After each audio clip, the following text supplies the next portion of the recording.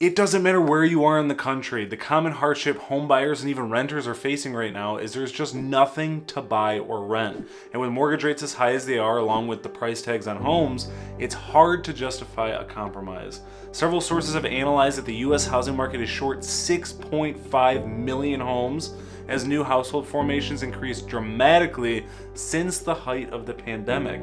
The questions are, how is this affecting home buyers? What will the future hold for Michigan real estate? And is buying a home in the next year or so worth it? Stick around because all those questions are going to be answered right now. Why is the housing market like this? Why is the competition so high? Why is everything so unaffordable? What is going on with the inventory? All of these questions come back to housing supply, or the amount of homes that are for sale on the market. To fully understand this situation, we need to rewind 15 or so years and see where we went wrong. Before we go further, if you're new here, my name is Andrew McManaman, a Michigan realtor helping people like you buy, sell, and invest in the wonderful state of Michigan. So if there's ever anything you need, my contact information is in the description. Do you remember 2007, 2008, 2009 when the market crashed? Millions of people got laid off, huge companies that we thought would be around forever went bankrupt.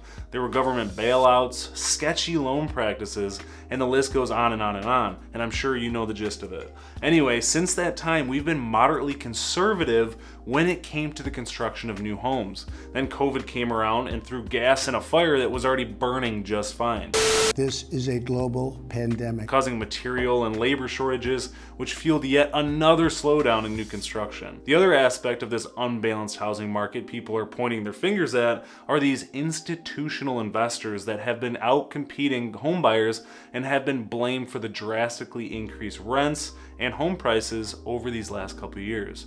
Several articles have come out saying corporate investors or Wall Street purchased a quarter or so of homes in 2021, but what most people don't understand is this includes iBuyers, first-time investors, and your everyday people establishing LLCs for a new real estate portfolio. In most markets, these investors account for only 2 to 3% of homes sold in 2021, so it's hard to blame this group of people solely for causing the housing market to be this way, but I won't say they haven't affected or distorted local real estate markets. There are markets out there where builders are handing off their new communities to these investors so they can turn around and rent them out, which just hurts the old American dream mentality that has been branded in our minds for generations pertaining to homeownership. This argument could be made about the rise of those everyday people partaking in Airbnb and Vrbo to build additional streams of income too, but this whole heavy blame concept was said to be the use of fear-mongering as Zillow and several larger companies bought up a bunch of real estate and had to offload that portfolio at a loss. There's just so many misleading statistics out there, and the other deceptive part of this situation is all these home buyers being beat out by all cash offers from these large investors. But the reality is, yes, these offers are on the rise, but they are from smaller landlords, wealthy people, and your typical house flippers. A survey was actually conducted by the National Association of Realtors stating that 0% difference in offer price of institutional buyers compared to other buyers. And the median purchase price of institutional buyers was typically 26% lower than the state's median purchase prices. So they aren't competing with home buyers in these bidding war situations anyway, but more so specializing in going after these distressed homes that most people don't even want. All that backstory just to say that the unaffordability is due to persistent undersupply, which can be tied to the rules and regulations developers and builders have to go through just to get a new community on the market. There's several legal hurdles that need to be faced, so the blame can't be pushed onto builders and developers too much, as they are told there are environmental concerns with their new communities, which some economists believe is just a way for larger employment hubs to capitalize. For several decades, there's been a shortage of building, especially in these large metro areas and hubs like New York, Boston, San Francisco, which would then push prices up drastically. The thought process and argument here, of course, is to eliminate these constraints, keeping the developers from doing what they do: develop. There's bans on duplexes, triplexes, and multifamily buildings all over the country, which would create a ton of housing for people. Yes, I understand it may not be pretty, but it's a roof over somebody's head, and at the end of the day, that's all that really matters. And of course, this concept has already been thought of, and the response from a report for the outcome of transferring single-family rental homes to owner-occupants showed that 85% of renters wouldn't even be able to qualify for a mortgage anyway. The idea is to push landlords to sell off their inventory, with the theory it would make affordable housing since they wouldn't be banking on inflated rent prices. Then down payment assistance would be implied to help these renters transition into buyers. But no matter the assistance, it was found that most renters don't have the credit score to obtain a mortgage. There was actually a similar policy enabled in Hong Kong that didn't effectively decrease home prices at all. I'm in no way defending these investors, but they have been the center of the spotlight for quite a long time, and the reality is we just need to build and keep building. With this backstory about what's going on with housing supply at a large scale, there's of course still consumer behavior that's oftentimes blamed in this situation. How many realtors or people have you talked to over the last couple of years who have said when asked, why is housing supply so low? And then they respond, sellers just aren't selling. And why would they? They see articles saying the world's ending, there's no supply, and these sellers who may have profited substantially are now in your shoes as a buyer, in the trenches, trying to find a house to live in, which could take months and months unless they already have a second home or a family member or friend to fall back on. It makes this circumstance quite a tough one. Sellers sell when their life changes, new job, for family, to downsize, to upsize, etc. The uncertainty in this market isn't their fault, we just need more homes, period. So with all this in mind, circling back to the questions, how is this affecting home buyers? What will the future hold for Michigan real estate? And is buying a home in the next year or so worth it? Home buyers are needing to have a little more patience. Compromises might be essential to getting yourself into a home. For second and third time home buyers, I know that's the time to be a little pickier after gaining experience in your first home and understanding what your lifestyle is like, but it's crucial to truly define what a need and a want actually is. An entry-level primary bedroom is one thing, but a must-have for a gas stove over electric one, this could be a $1,000 conversion that shouldn't have you crossing this home off your list, especially if it checks all the other boxes. In Michigan, seasonality affects our housing market quite a bit. We have 4 distinct seasons, whereas other areas of the country drop 20 to 30 degrees and call it a day, and that's about it. But during the holidays and winter season, there's a significant halt in transactions. Unless you actually have to buy or actually have to sell, people sit on the sidelines and wait for the spring. More homes pour into the market, more buyers pour into the market, and the supply and demand goes off the charts. I know of some agents in Michigan who plan their vacations over December and January because it scales back that much. So as a buyer in Michigan, what are you supposed to do? You hear about home prices holding their ground, interest rates have doubled over the last couple of years, and your Uncle Dave is telling you to go for it, champ, while your Aunt Edna is calling you crazy for considering it. It comes down to 2 things.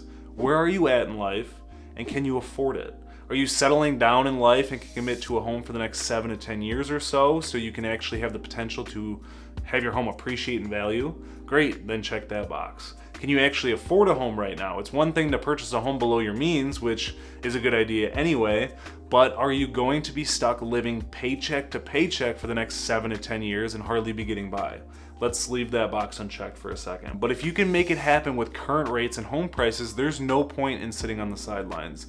Be proactive with your search. I had a buyer recently say, screw it, I hate this search has been going on long enough, I haven't found anything I like, I'm done. It's frustrating, and I'm not going to talk anyone down from feeling the reality of this housing market, but I do mention to continue to keep your eye out for anything that pops up on the market through my home search platform, because when you least expect it, the one pops up. If that person that said those words to me actually stopped like they intended, they would have never come across their dream home for their family that includes lake privileges that were a huge plus. And now I see their family posting lake pictures on Instagram. It's a patience game. I know how annoying it is. I talk to buyers and sellers every day, and the mentality is often more negative than it is positive. So what does the future hold for Michigan real estate? Well, as several articles have stated in the past couple weeks, Michigan's housing market is cleaning up its wildest party in decades, with prices seeing double-digit increases, and the days on market were actually hours. Sources call this transitional period in the housing market a housing hangover full of headaches and Advil. Nationally, home sales fell 35.1% year over year in November, according to Redfin data. In Michigan, however, closed home sales in present time were lower than 2021 and even lower than 2018 prior to the pandemic. Prices have increased over the last 5 years as they have across the nation. The Mitten saw an increase of less than 2% year over year, with the median home price coming in at around $230,000 as of November 2022. Housing supply is still an issue in Michigan, but there was some light at the end of the tunnel, hearing there was an 11.6% increase in homes on the market. That may not seem like a lot, but in terms of months supply, a healthy housing market would have 4 to 6 months or so, which is the amount of time it would take to sell off all the inventory if no more was added. In Michigan, we're in the 1.5 to 2 month supply range. After talking to several agents and doing some additional research, the anticipation for the upcoming spring market is a positive one, or maybe we're just telling ourselves that so we can sleep at night. Nonetheless, historically speaking, in terms of seasonality, there will be improvements to this unbalanced housing market. The question is how drastically better will it be? But I've chatted with enough buyers in the market to know they have high hopes for the market as well.